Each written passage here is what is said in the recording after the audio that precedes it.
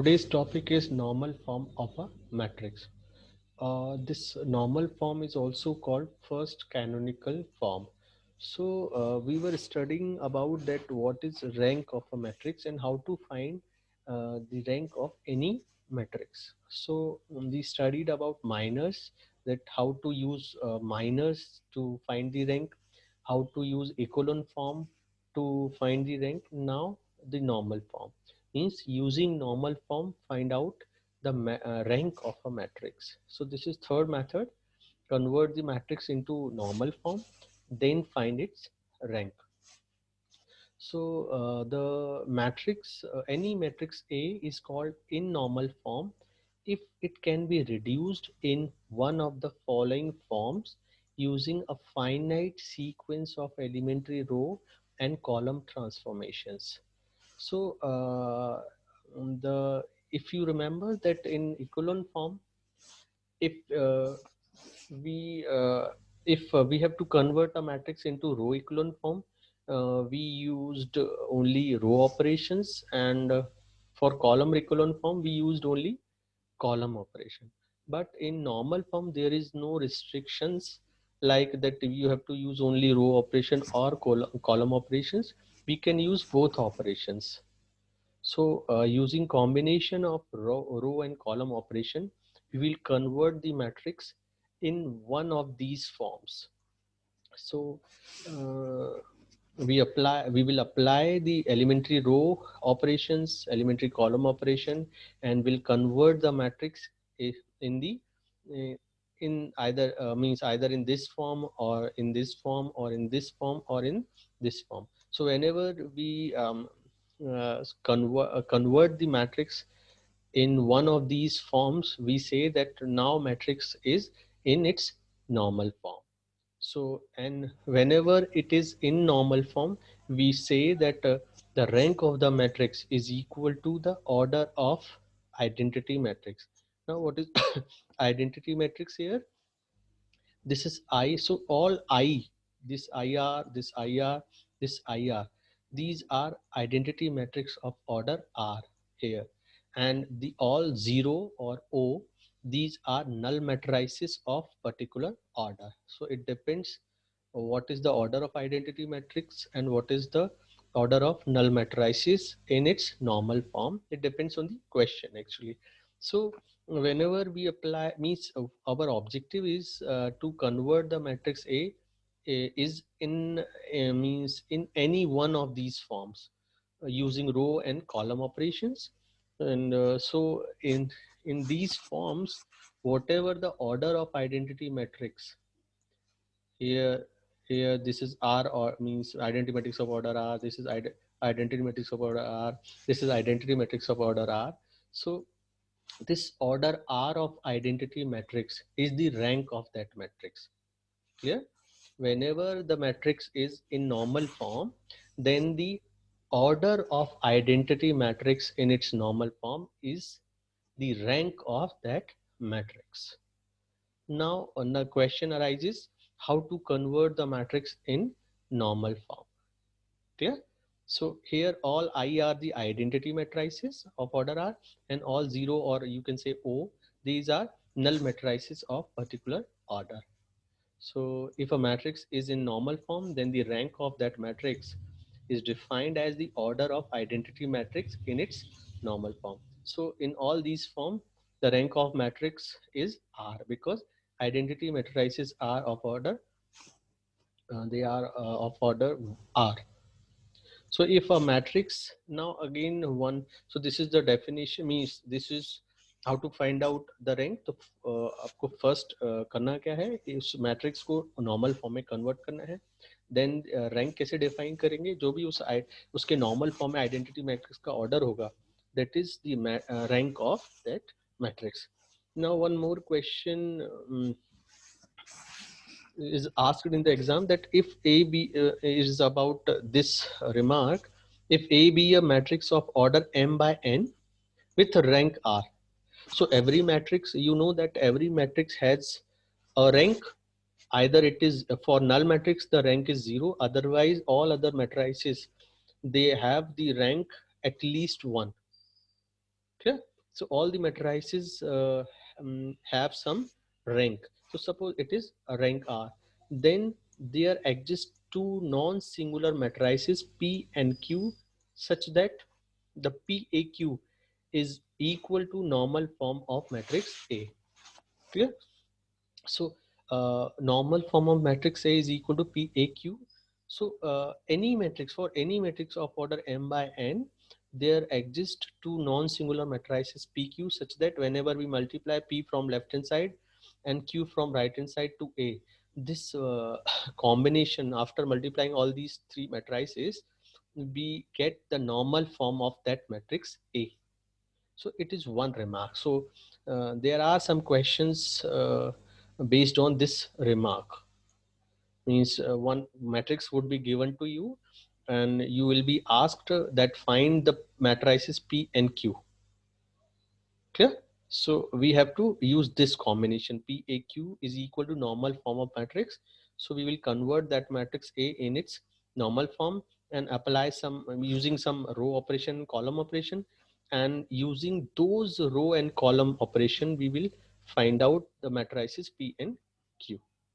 So there are two type of question. First, finding out the rank of matrix by converting the matrix into normal form, and then the finding out the two matrices P and Q such that PAQ is in normal form. So there are two kinds of questions. So now how to convert the matrix in normal form. So if you remember, whenever we convert the matrix in row echelon form, what we were doing, we were using the first element and making these elements zero. Next, we were using this element, making other elements zero. Next, we were using this element and converting this element, these elements zero. So this was diagonal form. Use first element, convert all other elements in that column zero. Similarly, shift diagonally to this element. If it is zero, then convert means shift or interchange any other with other with any other row which has non-zero element. Then convert all other elements in that column zero. Similarly for next element.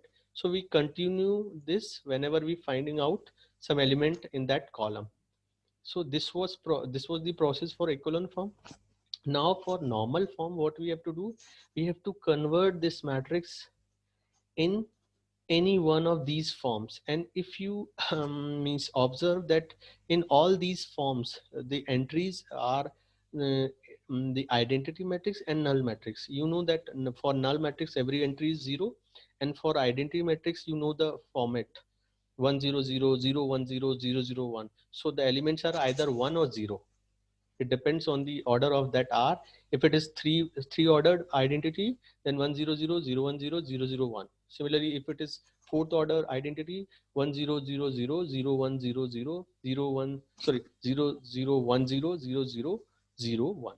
So in identity metric also we have the entries either 1 or 0, and in null matrix also the entries, all entries are 0. So all over means if the matrix is in normal form, then all the entries are either 0 or 1, nothing other than that. So we have to make all entries 0 or 1, not other than that. So what we have to do, keeping in mind the process of echelon form, we will follow the same process. We will use this element and convert these elements 0. We will use this element and convert these elements 0. We will use this element, convert these elements 0. Now the all lower diagonal elements would be 0 in this process for echelon form, but in normal form these elements must also be 0. So what we will do, and also there is no restriction that we can use only row operation or column operation. For normal form we can use the row as well as the column operation. So first we will use row operation to convert these elements 0. Then we will use we will convert these element 0 also. And after making all lower diagonal and upper diagonal elements 0, we will convert these elements 1, the diagonal elements. so that each entry is either 0 or 1. Now what is the step-by-step procedure? You have to follow one rule, like in echelon form also I told you that the process, so that we cannot get disturbance in between the process. So if you follow the step-by-step procedure, this matrix would automatically be converted into normal form. So what is that process? Use first element, use row operation to convert these elements 0, like in echelon form. Next step, use this element in echelon form. We shift next to this element and convert these elements 0, but because this is normal form, so what we will do, first we will use this element to convert these elements 0. Next we will convert these elements 0. So using row operation, first we will make these element entries 0. Next, using column operation, we will make these elements 0 using this. Similarly, next we will shift to here, means to 4 element, and we will convert these elements 0 using row operation, and these element we will make these elements 0 using column operation. Next we will shift here, next element, and means next diagonal element, we will convert all the elements here 0 using row operation, and this element 0 using column operation. So it is two-way process. In echelon form, what we were doing, we were using this, making this 0, we were using this, making this 0, we were using this and making this 0. So this is echelon form. In normal form, what we have to do, with the two-way process, and we in echelon form we were using only row operation for row echelon form. Now in normal form, what you have to do, use this element and make these elements 0 using row operation. Next, make these elements 0 using column operation. So we have to use this element twice. First, to make this these elements 0 using row operation, and next to make these elements 0 using column operation. Similarly, we will use this element and make these entries 0 using row operation. Next, we will make these entries 0 using column operation. Now we will use this elements again twice, to make these elements 0, to make these elements 0. These are row operation, these are column operation. Similarly, we used this element twice, first to make these elements 0 using row operation, then using means these elements 0 using column operation. So again, so each number we will use twice, first using row operation, second using column operation. So this will be, in this way, all these elements would be 0, all these elements would be 0, these elements would be anything. So these are either 1 or non 1. So we will make these elements 1, so by dividing that element by itself. So in this way, all the entries in this matrix would be either 0 or 1. We have already made these elements 0, these elements 0. Now these elements are left. So we will make these elements 1 by dividing these elements by itself. So this is the normal form process, how to convert a matrix into normal form. So this is two-way. It is a two-way process of echelon form, row echelon form. First use row operation, then column operation. Again row operation, then column operation. Row operation, then column operation. So you see this by using this example. Reduce the following matrix into its normal form and find its rank and nullity. Clear? So now you know what is rank. If the matrix is in normal form, then the order of identity matrix is its rank. And what is nullity? Nullity is equal to number of columns minus rank. Yeah. So in previous lecture also, the echelon form method, we made the question only for to find out the rank. So if the question arises that what is nullity, so simply you find out the rank of that matrix using echelon form, and then nullity is equal to number of columns in that matrix originally and minus rank. So if the, suppose here we have 4 columns, 1 2 3 4, so 4 minus rank of this matrix is nullity. Clear? Now, so A matrix is given to you, this matrix, Now to make normal method, what we will do, first we will use this element and make these elements 0. So we will use row operation. So R2 change and R3 change. So 1 minus 1 0, 1 minus 1 0. So R2 change to R2 minus 1 R1, R3 change to R3 minus R1. So it is equal to first row is as it is 1 3 6 minus 1. Now R2 change and R3 change. तो हमने क्या R2 को change किया, R3 को change किया है, तो R2 R3 change हो गए, बाकी R1 एज इट इज है क्योंकि उसमें हमने कोई ऑपरेशन नहीं अप्लाई किया है. सो R2 में हमने क्या लगाया, R2 minus R1, so 1 minus 1 0, 4 minus 3 1, 5 minus 6 minus 1, 1 minus minus 1 so 2, and R3 को भी हमने R3 minus R1 किया है तो 1 minus 1 0, 5 minus 3 2, 4 minus 6 minus 2, 3 minus minus 1 so 4. Next step क्या होगा, अब हम कॉलम पर जाएंगे क्योंकि ये इकोलॉन फॉर्म होता तो हम क्या करते, इसको यूज करके फिर इसको जीरो करते, बट क्योंकि ये नॉर्मल फॉर्म है तो पहले आगे शिफ्ट होने से पहले पहले हम रो प्लस कॉलम नेक्स्ट ऑपरेशन लगाएंगे. ठीक है, तो पहले हमने इनको जीरो किया, अब हम इन एलिमेंट्स को जीरो करेंगे यूजिंग कॉलम ऑपरेशन. तो कॉलम कौन कौन से चेंज होंगे, C2 C3 C4. ऑपरेशन क्या होगा, 3 को 1 से जीरो करना है तो 3 minus 3 times 1, 6 minus 6 time 1 minus 1 plus 1. So C2 change to C2 minus 3 times C1. So हमने इसमें C1 चेंज नहीं किया तो C1 को एज इट इज रखा 1 0 0 1 0 0. नाउ C2 को चेंज किया, C2 minus 3 C1. So 3 minus 3 times 1 0 and 1 minus 3 times 0 1, 2 minus 3 times 0 2. Next C3 को क्या किया है, 6 माइनस 6 टाइम्स 1 करना पड़ेगा.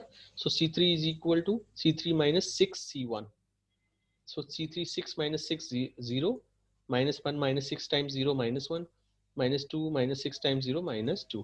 अब C4 में हमें क्या करना है, क्योंकि ये माइनस 1 है ये प्लस 1 है तो दोनों को ऐड करना पड़ेगा. तो C4 इज C4 को चेंज किया है, change to C4 plus C1. So minus 1 plus 1 0, 0 plus 2 2, 0 plus 4 4. Clear. So this is our first step. Now अब हम क्या करेंगे, डायगोनली शिफ्ट करेंगे.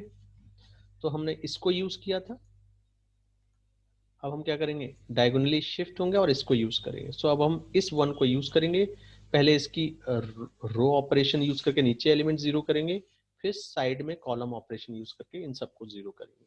ठीक है, तो पहले रो को कर लेते हैं. तो इसको यूज करना है. सो इस 2 को इस 1 से जीरो करना है तो R3 चेंज होगा. R3 कैसे चेंज होगा, 2 को कैसे जीरो करेंगे, इसको भी 2 बनाना पड़ेगा. 2 माइनस 2 टाइम्स 1, यानी R3 change to R3 minus 2 times R2. तो R1 को एज इट इज लिख लिया 1 0 0, R2 को एज इट इज लिख लिया 0 1 माइनस 2 क्योंकि उसमें कोई ऑपरेशन लगाया, केवल R3 में लगाया. तो 0 minus 2 times 0 0, 2 minus 2 times 1 0, minus 2 times minus 1 सो 0, 4 माइनस 2 टाइम्स 2 0. क्लियर. अब हम क्या करेंगे, इस 1 को हमने नीचे जीरो किए, अब हम साइड में जीरो करेंगे. तो क्या यूज करेंगे, कॉलम ऑपरेशन. सो इसको यूज करना है और इन दोनों को जीरो करना है. तो क्या चेंज होगा, C3 C4. सो C3 को चेंज कर रहे हैं, C4 को चेंज कर रहे हैं, दोनों C1 C2 को एज इट इज रख देते हैं 1 0 0 1 0 0 0 1 0 0 1 0. Next C3. सो इस माइनस 1 को इस 1 से जीरो करना है तो दोनों को ऐड करना पड़ेगा. C3 plus C2. सो 0 प्लस 0 माइनस 1 प्लस 1 0 प्लस 0 तो 0 0 0. नेक्स्ट 0 इस 2 को 1 से जीरो करना है तो C4 minus 2 times C2. 2 minus 2 0, 0 minus 0 0 minus 0. तो अब हम क्या करना था, इस 1 के बाद फिर हम इधर शिफ्ट करेंगे और इसके नीचे जीरो करेंगे. तो इसके नीचे कोई एलिमेंट नहीं है और साइड में भी कोई एलिमेंट नहीं है, तो इसलिए हमारा ये प्रोसेस कंप्लीट हो गया है. अब हम देख लेते हैं इसमें आइडेंटिटी मैट्रिक्स कितना बन रहा है. तो हमें इस फॉर्म को बनाना है, इनमें से किसी एक फॉर्म में वो बनेगा. तो जो भी आइडेंटिटी बन रहा है उसको हम सेपरेट कर देंगे. जैसे ये बन रहा था तो 1 0 0 1 2 बाई 2 का आइडेंटिटी बन रहा है. बाकी हम थर्ड को तो ले नहीं सकते क्योंकि फिर यहाँ पर भी 1 होना चाहिए था.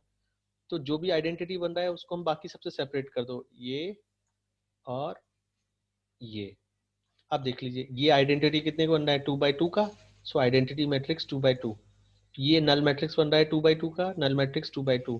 नीचे बन रहा है, कितना है इसका ऑर्डर, एक रो है, दो कॉलम है, सो नल मैट्रिक्स 1/2, और ये भी क्या है, नल मैट्रिक्स 1/2। सो ये हमारा फॉर्म बन रहा है, यानी किस फॉर्म में आ गया ये, इस फॉर्म में, IR0 0 0। आई आर क्या बन रहा है, 2/2, null matrix 2/2, null matrix 1/2, null matrix 1/2, इस फॉर्म में कन्वर्ट हो गया। So now the matrix is in normal form, this is normal form of the matrix. और नॉर्मल फॉर्म में जो आइडेंटिटी मैट्रिक्स का ऑर्डर होगा वही उसकी रैंक होगी।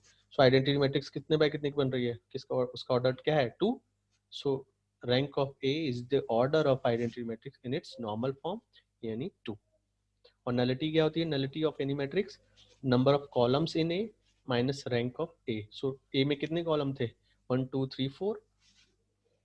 आपको यहाँ नहीं देखना कितने कॉलम जीरो हैं कितने नॉन जीरो हैं, आपको केवल देखना है ओरिजिनली उसमें कितने कॉलम थे। तो 4 कॉलम थे, यहाँ से भी देख सकते हैं कितने कॉलम है, 4। जीरो नॉन जीरो नहीं देखने, केवल कॉलम काउंट करने हैं। तो कॉलम कितने हैं, 4, और माइनस रैंक क्या है, 2। सो 4 - 2 2। सो बाकी जो हमने पहले क्वेश्चंस किए थे इक्लोन फॉर्म, उसमें भी आप नलिटी कैलकुलेट कर सकते हो। सबकी रैंक आपने निकाली थी, नलिटी के लिए क्या करोगे, उसके कॉलम्स काउंट करो कितने कॉलम्स हैं माइनस रैंक, वो उसकी नलिटी होगी। सो इसी तरह से आपको सारे क्वेश्चन करने हैं। Find the rank of the matrix by reducing to the normal form. तो आप क्या करोगे, पहले इस एलिमेंट को यूज करोगे, इसके नीचे जीरो करोगे रो ऑपरेशन से, फिर इनको जीरो करोगे कॉलम ऑपरेशन से, ठीक है, पहला स्टेप। तो a इज इक्वल टू, पहले हमने क्या किया, इन 2 3 6 को जीरो करना है, तो R2 चेंज होगा, R3 चेंज होगा, R4 चेंज होगा। तो first row as it is, R2 के लिए क्या करना पड़ेगा, 2 टाइम्स R1, 3 के लिए क्या करना पड़ेगा, 3 टाइम्स R1, और 6 इसके लिए क्या करना पड़ेगा, 6 टाइम R1।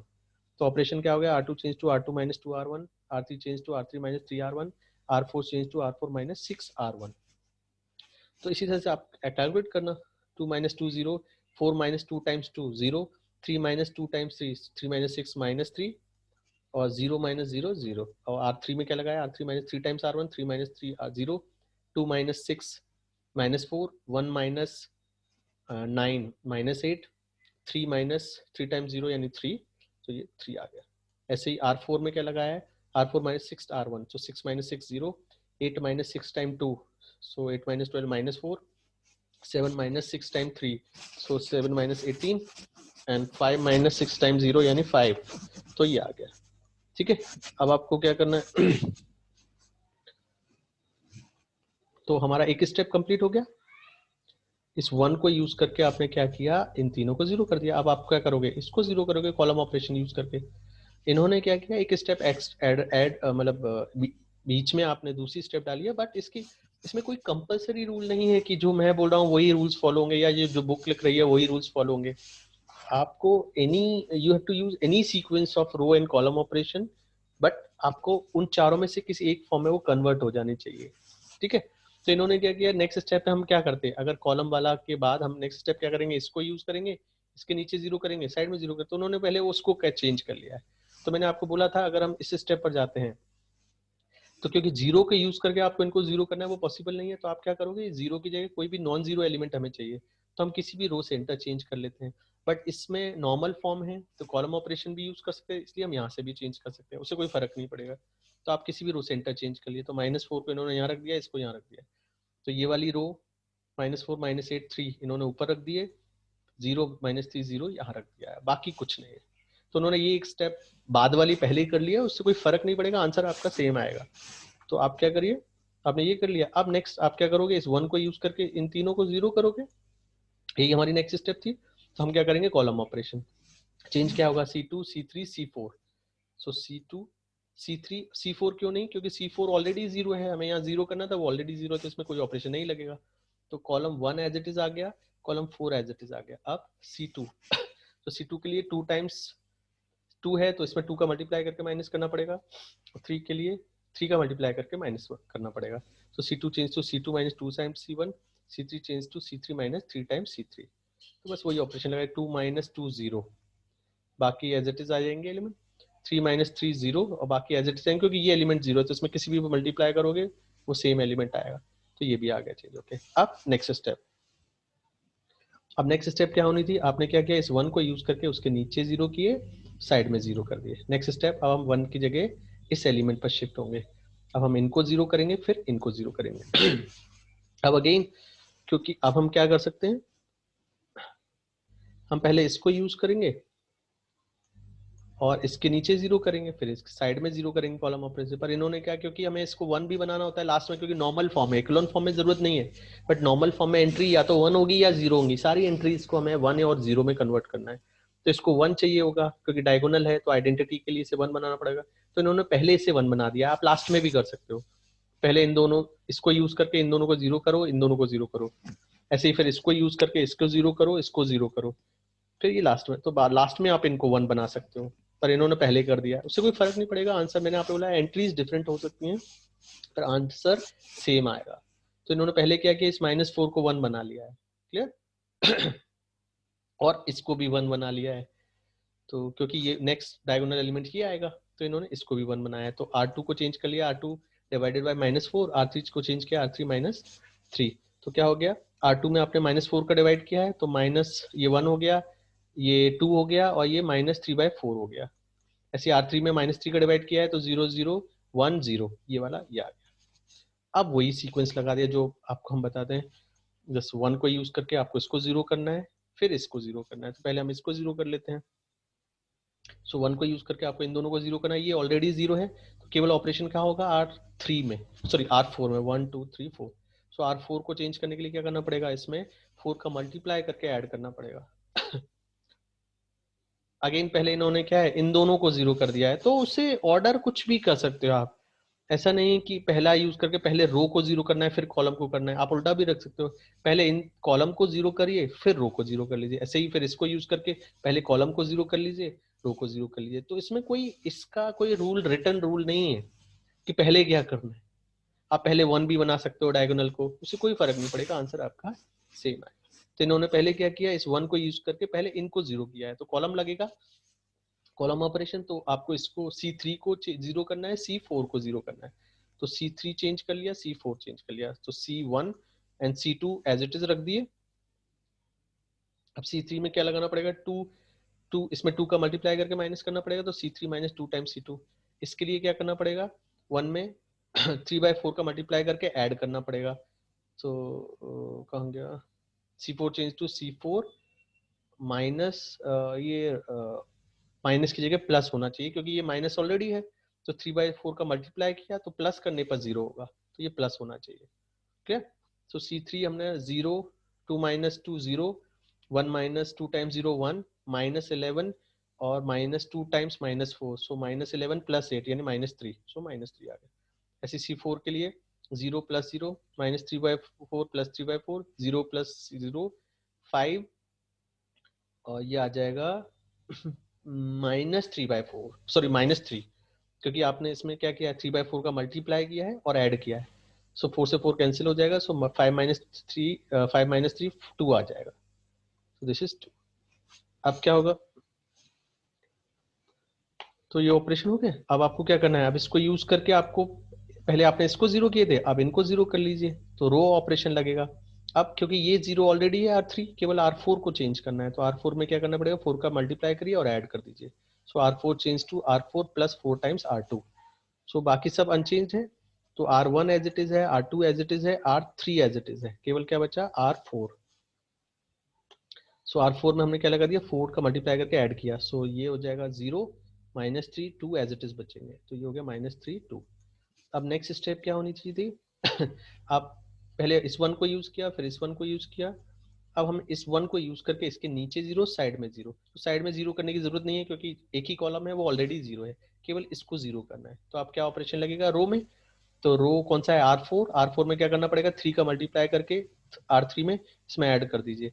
सो R4 + 3 टाइम्स R3, सो 0 + 0, इससे कोई फर्क नहीं पड़ेगा, 3 + 0 -3 + 3 0 2, और +3 times 0, so 2, so this is 2। अब क्या करना है आपको, साइड में कोई एलिमेंट नहीं है, इसलिए सारे ऑलरेडी जीरो हैं, तो केवल आपको क्या करना है, अब नेक्स्ट इन वन का यूज हो गया, अब आप टू को यूज करना है, तो टू के नीचे कोई एलिमेंट नहीं है, साइड में कोई जीरो नहीं है, यानी हमारा प्रोसेस कंप्लीट हो गया। अब केवल इसे आइडेंटिटी मैट्रिक्स बनाना है, तो मतलब या सारे एलिमेंट को या तो वन या जीरो करना है, तो ये 1 1 1 सारे, केवल ये 2 है, तो इसमें हम टू का डिवाइड कर देते हैं, या तो इस रो में कर दीजिए या इस कॉलम में कर दीजिए, क्योंकि इसमें हम दोनों ऑपरेशन लगा सकते हैं किसी भी में। इन्होंने रो में लगा दिया, R4 change to R4/2, so R4/2 से ये 1 बन गया। आप देख लीजिए मैक्सिमम आइडेंटिटी मैट्रिक्स क्या बन रही है। सो 1 1 1 1 1 0 0 0 1 0 0 0 0 1 0 0 0 1, सो पूरी एक आइडेंटिटी मैट्रिक्स बन रही है फोर्थ ऑर्डर की। सो वो किस फॉर्म में होगी, I4, यानी ये हमारा पहले फॉर्म में आ गया आंसर। इस फॉर्म में IR, पूरी मैट्रिक्स आइडेंटिटी में कन्वर्ट हो गई, कोई नल मैट्रिक्स नहीं बची। तो इसका जो भी ऑर्डर होगा वो उसकी रैंक होगी।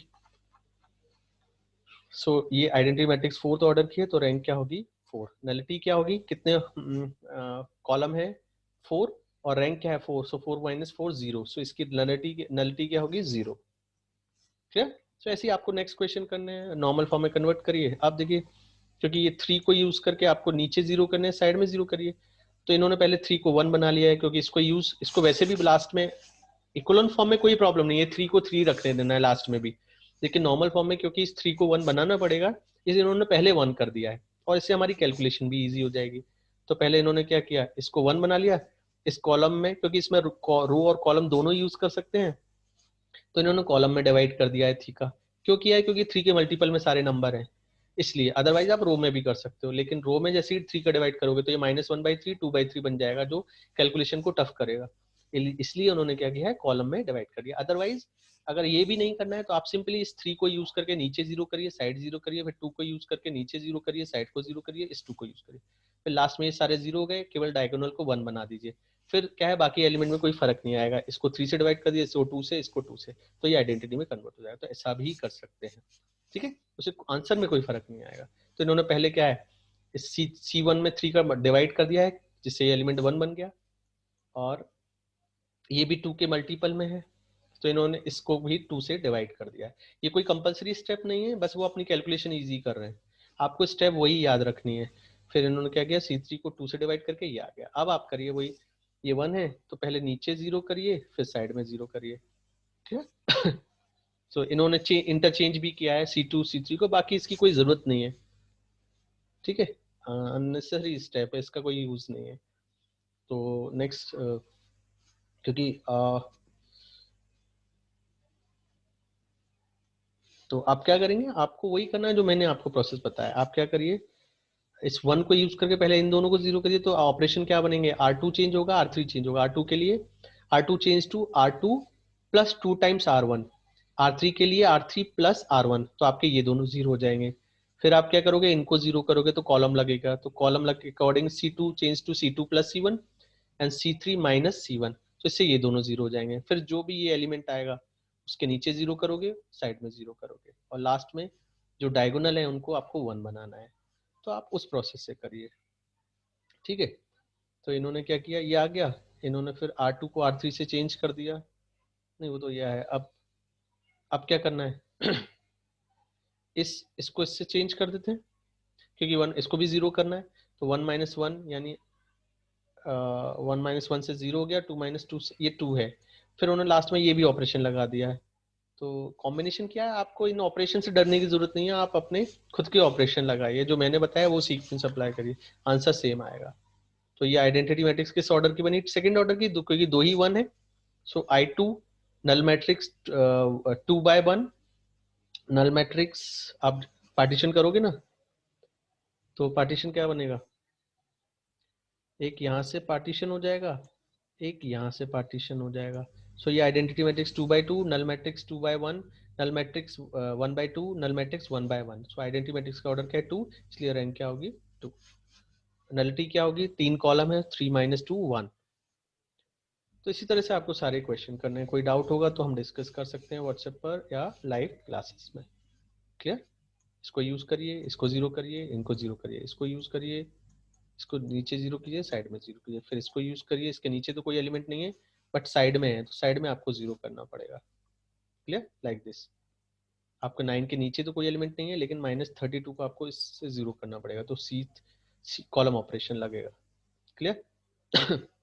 तो फाइनली ये आइडेंटिटी मैट्रिक्स 3/3 का बना, ये नल मैट्रिक्स 3/1 का। सो आइडेंटिटी मैट्रिक्स का ऑर्डर क्या है, 3, इसलिए रैंक क्या होगी, 3। तो ऐसे ही आपको सारे क्वेश्चन करने हैं।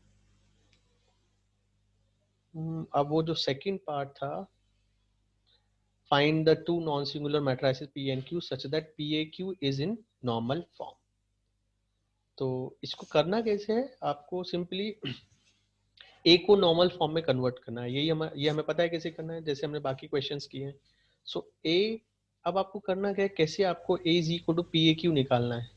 तो आपको क्या करना है, A is equal to I A I लिखना है। आई क्या है, आइडेंटिटी मैट्रिसेस। ए को एज इट इज लिखना है, उसमें कुछ नहीं लिखना है, ए को एज इट इज लिखना है।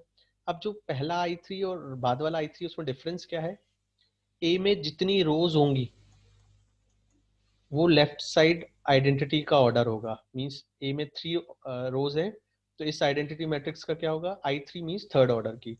फिर ए में जितने कॉलम्स हैं वो राइट साइड आइडेंटिटी का ऑर्डर होगा। जैसे इस केस में तो 3/3 है, तो दोनों 3/3 की बन रही है। बट नेक्स्ट क्वेश्चन में अगर आप देखेंगे, इसमें रोज कितनी है, 1 2 3। सो लेफ्ट साइड आइडेंटिटी क्या है, मैट्रिक्स 3/3 की है। और कॉलम्स कितने हैं ए में, 1 2 3 4। तो ये 4/4 ऑर्डर का आइडेंटिटी है। क्लियर, आपको इसी तरह से लिखना है। फर्स्ट आई जो होगा आइडेंटिटी मैट्रिक्स, वो विद रिस्पेक्ट टू रो होगा, जितनी रोज होंगी उस ऑर्डर का। 3 है तो 3/3। फिर जो राइट में आई होगा आइडेंटिटी मैट्रिक्स, उसका ऑर्डर क्या होगा, जितने ए में कॉलम्स हैं। तो 1 2 3 4, सो 4/4। अब आपको करना क्या है, आपका पर्पस, आपको अगर याद हो तो हमने पहले एक क्वेश्चन किया था, finding a inverse using elementary transformation. तो हमने क्या किया था, I A is equal to I A लिखा था, और हमने क्या किया था,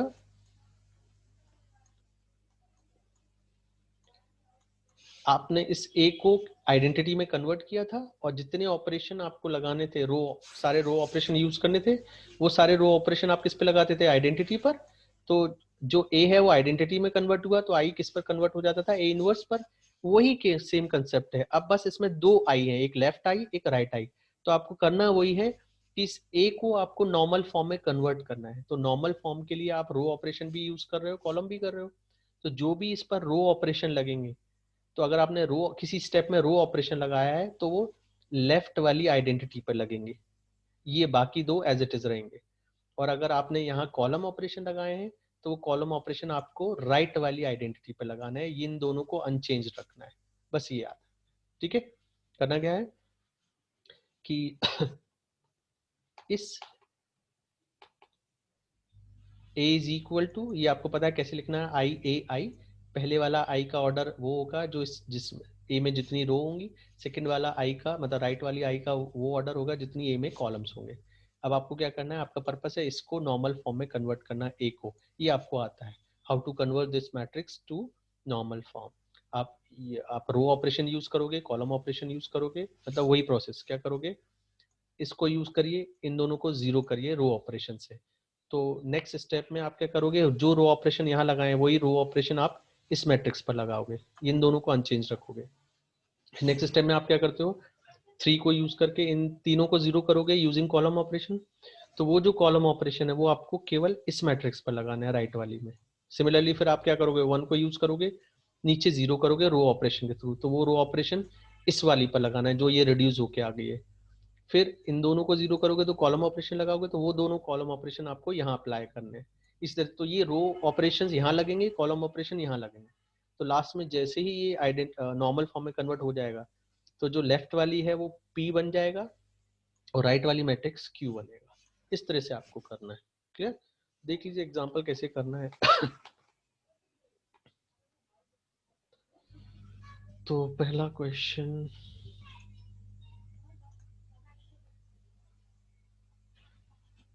देखिए। सो हमने पहले लिखा ए is equal to I A आई। सो क्योंकि ये स्क्वायर मैट्रिक्स है तो रो भी उतनी है, कॉलम भी उतनी है, इसलिए लेफ्ट आइडेंटिटी भी उसी ऑर्डर की है, और राइट आइडेंटिटी भी उसी ऑर्डर की है। क्लियर, अब हम इसको क्या करना है, रो और कॉलम ऑपरेशन से नॉर्मल फॉर्म में कन्वर्ट करना है। तो हम इसका यूज करेंगे, पहले क्या करते हैं, इन दोनों को जीरो करेंगे, तो ऑपरेशन क्या होंगे, रो ऑपरेशन। तो क्या होगा, R2 चेंज होगा R2 माइनस R1 से, R3 चेंज होगा R3 माइनस 3 टाइम्स R1। तो ये हो गए रो ऑपरेशन। तो 1 माइनस 1 0, और 3 माइनस 3 टाइम्स 1। तो इससे ये वाला चेंज हो गया। और हमने क्योंकि रो ऑपरेशन लगाए थे, इसलिए रो ऑपरेशन केवल किस में लगेंगे, लेफ्ट साइड वाले में। तो 100 पहली रो एज इट इज, क्योंकि पहली रो चेंज नहीं की, R2 R3 चेंज हुआ है, तो R2 को कैसे किया है, R2 माइनस R1, सो 0 - 1, 1 - 0, 0 - 0, ये आ गया चेंज। R3 को कैसे किया, R3 माइनस 3 टाइम्स R1, सो 0 - 3 टाइम्स 1 -3, 0 - 3 टाइम्स 0 0, 1 - 3 टाइम्स 0 1, सो -3 0 1, ठीक है। अब आप क्या करोगे, आपने इसको यूज किया, इस नीचे जीरो किए, अब आपको साइड के जीरो करने, तो आप क्या यूज करोगे, कॉलम ऑपरेशन। कॉलम क्या होंगे, C2 चेंज करना है, C3 चेंज करना है, तो C2 minus C1, C3 minus C1, तो इससे ये दोनों जीरो होके चेंज होके ये आ गई। अब क्योंकि कॉलम लगाए थे आपने, कॉलम केवल इस वाली पर लगेंगे, राइट वाली आइडेंटिटी पर, ये एज इट इज होगी, तो इसको हमने एज इट इज रख दिया, 100 -1 10 -3 0 1। अब राइट की में अप्लाई करेंगे, तो राइट में क्या है, C2 चेंज हो रहा है C3, C2 minus C1, C3 minus C1, तो 0 - 1, 1 - 0, 0 - 0, ये आ गया, 0 - 1, 0 - 0, 1 - 0, ये आ गया, क्लियर। अब फिर से नेक्स्ट स्टेप क्या होता है, नॉर्मल फॉर्म के लिए हमें केवल इसको नॉर्मल फॉर्म में कन्वर्ट करना है, तो इसके बाद हमें कहाँ शिफ्ट होना है, इस पर, तो हम इसको यूज करेंगे, इसके नीचे जीरो करेंगे। अब इन्होंने क्या है, पहले से 1 बना लिया है, तो वो भी कर सकते हो, तो 1 बनाने के लिए या तो हम C2 को -2 से डिवाइड कर दें, या R2 को -2 से डिवाइड कर दें, उससे कोई फर्क नहीं पड़ेगा, ठीक है। तो इन्होंने क्या किया, R2 को किया है, तो R2 को हमने चेंज कर दिया, क्योंकि हमें इसे 1 बनाना है नॉर्मल फॉर्म के लिए, सो -2 से इसे डिवाइड कर दिया R2 को, सो R2 को -2 से डिवाइड किया है, तो 0 1 1, ये आ गया। ये एलिमेंट इन्होंने गलत लिखा हुआ है, दिस शुड बी 1, क्योंकि ये दोनों सेम है, क्लियर। So this is 1 1।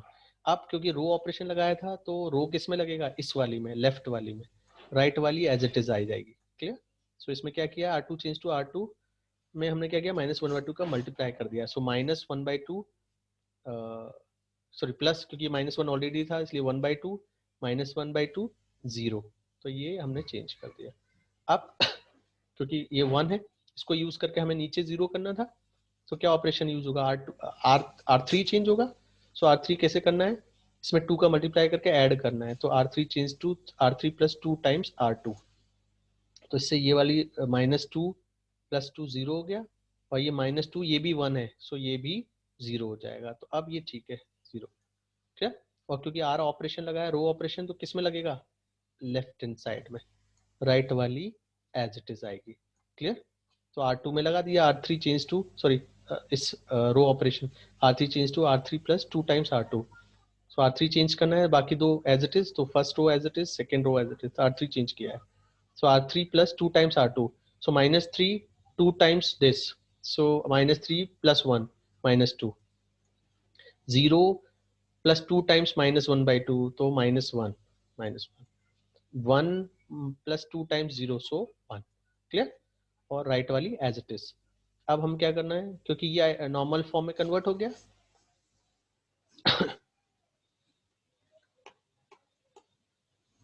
तो अब ये हमारी मैट्रिक्स नॉर्मल फॉर्म में कन्वर्ट होगी कि नहीं, क्योंकि आपका ये आइडेंटिटी मैट्रिक्स बन गया 2/2 का, बाकी सारे नल मैट्राइसेस हैं। तो अभी जैसे ही ये नॉर्मल फॉर्म में कन्वर्ट हो गया, तो राइट हैंड साइड में जो इक्वेशन है, तो लेफ्ट वाली P मैट्रिक्स होगी और राइट वाली Q मैट्रिक्स होगी। इन्होंने एक ऑपरेशन और लगाया है, क्यों लगाया है, अच्छा देखिए, ये 0 जो लिख रहे हैं वो डिफॉल्ट लिख रहे हैं, कि यहाँ ये 1 है, तो ये 1 है, इसमें अभी हमने कुछ चेंज नहीं किया है, हमने चेंज किस में किया है, R3 में, सॉरी ये R3 में, तो ये अभी भी 1 है, तो इस 1 को हमें क्यों, इस 1 को यूज करके इसको भी 0 करना था, तो C3 change to C3 - C2, इसलिए ये वाला ऑपरेशन भी अभी लगा है, तो ये 1 आ रहा है, ये गलत लिखा हुआ है, ये भी 1 है, ये भी 1 है, तो 1 - 1 से ये अब 0 हुआ है कॉलम। सो अगर क्योंकि कॉलम लगाया है, इसलिए इस वाली में वो अप्लाई होगा, ये वाली एज इट इज आ जाएगी, तो C3 change to C3 - C2, so minus ये C3 change to C3 - C2, so -1 +1 0 -1 and 1 -0, तो ये आ जाएगा। इसमें कुछ कैलकुलेशन मिस्टेक हो सकती हैं, क्योंकि ये एक्चुअली प्रैक्टिस के लिए क्वेश्चंस मुझे देने होते हैं, तो मैंने किसी न किसी बुक से क्वेश्चंस लिए होंगे, तो हो सकता है कुछ कैलकुलेशन मिस्टेक हो, बाकी आपको मैंने प्रोसेस बता दिया कैसे आपको अप्लाई करना है। तो अब ये आइडेंटिटी मैट्रिक्स में कन्वर्ट हुआ, तो ये जो लेफ्ट हैंड साइड वाली है जिसमें रो ऑपरेशन लगाए थे वो पी मैट्रिक्स है, और जो राइट हैंड साइड वाली है जिसमें कॉलम ऑपरेशन लगाए थे वो क्या है, क्यू मैट्रिक्स है। तो हमें पी मिल गया, क्यू मिल गया।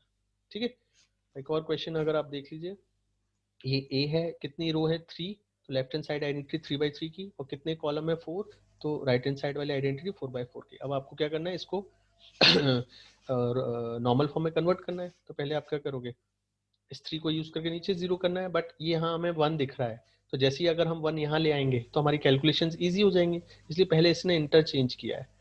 तो इन्होंने क्या किया है, R1 और R3 को इंटरचेंज कर दिया, तो 1 - 4 11 - 19 ऊपर आ गया, और जो ऊपर वाली रो थी वो थर्ड नंबर पे पहुंच गई। तो क्योंकि रो ऑपरेशन है तो रो किस पर लगेगा, लेफ्ट हैंड साइड वाली पर, तो इसमें भी हमने R1 और R3 को इंटरचेंज कर दिया, तो 0 1 0 0 1 1 0 0 नीचे आ गया।